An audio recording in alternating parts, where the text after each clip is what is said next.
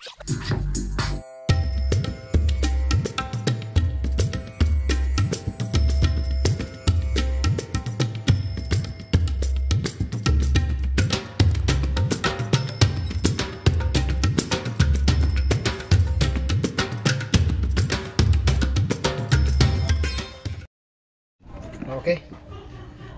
so tuloy tayo. So ito guys, akong ginagawa ditong Sakura, hindi drone ng Sakura Mega Pro siya na AV733 USB. Yan yung kanyang model. So ito isi-share ko lang mas maganda pagka ganito. Isa lang naman yung nakita ko na putol na resistor, pero nirekomenda ko na rin or niresita ko na rin kay customer na palitan na lahat yung mga different transistor, pati yung mga switching transistor, kasi kinakalawang na siya. So ito kasing section na to guys yung may issue. So ito yung may DC out.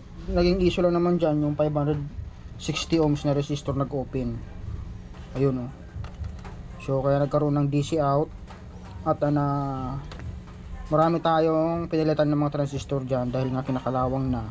So sabi ko kay Busing, palitan natin lahat, idamay na rin natin yung kabila para iwas back job, kasi instead na tumagal baka mga ilang araw o ilang linggo, yan sira na naman kasi nga putol na yung ibang paanong piyesa. Yan. So ito tuloy-tuloy na, ginawa ko na at na-testing ko na rin. Yan.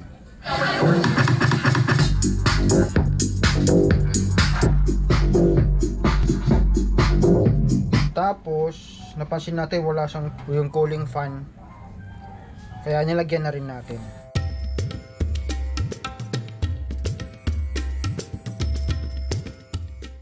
So yun na siya. Okay, final sound check na tayo. Testing na rin natin yung mic. Okay naman na. Sound. Check sound. Hey, check. Hey. Hello. Ito, bagong palit na ng mga volume. Bagong palit na naman ng mga volume. So, okay pa naman. Ito, nakaready pa rin yung ating signal. Try natin.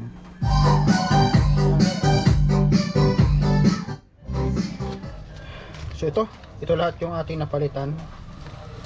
So marami-rami ding mga resistor.